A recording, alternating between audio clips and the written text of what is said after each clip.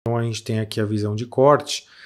Repare que no A, o corpo cavernoso está sobreposto aqui. Para acessar por essa via, a gente não conseguiria chegar na uretra sem antes passar pelo corpo cavernoso, ou bulbo do pênis.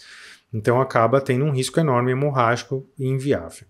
Já aqui mais abaixo do períneo, aí sim a gente consegue acessar a uretra, mas está muito distante, porque a gente tem que afastar o músculo retrator, músculo bulbo esponjoso, chegar no corpo esponjoso da uretra e aí sim chegar na uretra. Então aqui a gente tem a descrição completa. Então, músculos que vão contrair gerando uma onda peristáltica ou vascular no corpo esponjoso e, consequentemente, obstruindo a uretra, gerando uma pressão para a ejaculação.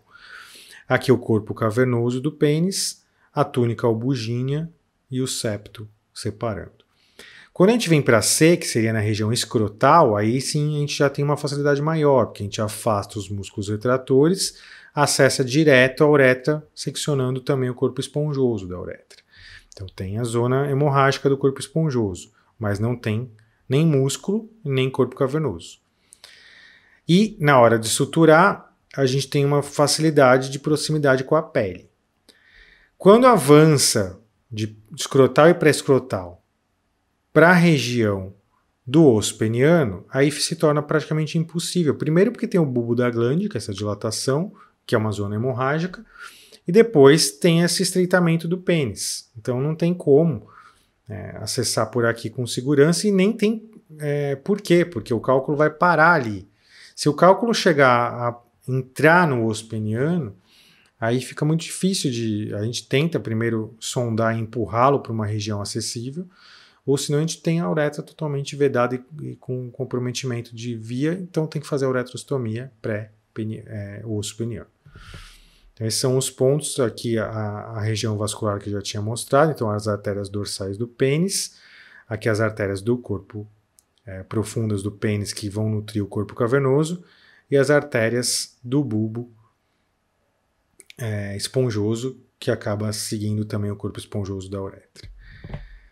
Na técnica cirúrgica em si, a gente tem aqui o acesso ventral, né, onde a gente identifica uma fita muscular, que é o músculo retrator do pênis, e ele nos serve de centro, referência para centro, porque quando a gente afasta ele, logo abaixo estaria a uretra.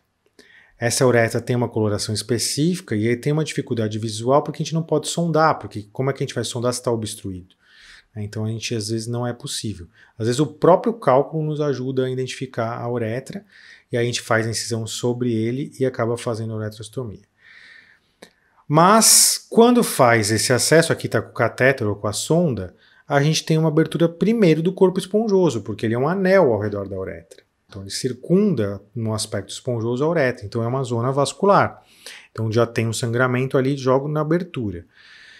E o fechamento tem que ser feito com uma técnica correta, onde a gente faz mucosa, pega a túnica albugínea, para poder vedar o corpo esponjoso, e depois a pele. Então eu costumo ensinar que a agulha tem que fazer 3 passagens, mucosa, túnica e pele. Se ela fizer 2 passagens, está pulando a túnica albugínea, ali a parte que envolve o tecido conjuntivo, e consequentemente está deixando um vão onde há o sangramento. E aí quando há excitação, há irritação ou mesmo a inflamação pós-cirúrgica, o animal começa a sangrar pelo espaço entre os pontos. E isso pode ser uma hemorragia importante. E, pelo menos visual, ela se torna bem traumática para o dono, para o tutor, porque quando ele vê aquela poça de sangue, ele não sabe o que é sangue e o que é urina, ele só vê a mistura e fica um vermelho imenso, porque quando urina, que normalmente sai em jato, e sai o sangue junto, às vezes sai como se fosse um pulso. Então, e é uma artéria, né? Então vale lembrar essa imagem aqui, ó, onde essa artéria que está nutrindo o corpo esponjoso vai estar livre, se a gente fizer a técnica errada. E essa técnica, inclusive, está descrita aqui, ó. Está feita direto e não está descrito a importância de se fazer essas 3 passagens.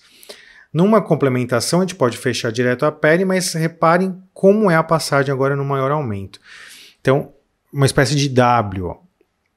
uma estrutura semelhante à de Gambi, mas a passagem é mais simples. Então a gente pega a mucosa, pega a túnica albugínea e depois pega a pele. Quando faz esse tipo de abordagem, a gente veda esse tecido que está aqui. Se a gente faz direto da mucosa na pele, como a imagem está representando, e não pegar uma terceira camada, esse espaço fica relativamente com risco de extravasamento sanguíneo. Então, é aqui que vai sangrar. Então, recomendado, é um tecido cavernoso, como a legenda descreve. Então, vai sangrar por esse vão aqui. Então, por isso que eu pego mucosa, depois eu pego túnica albugínea e depois a pele.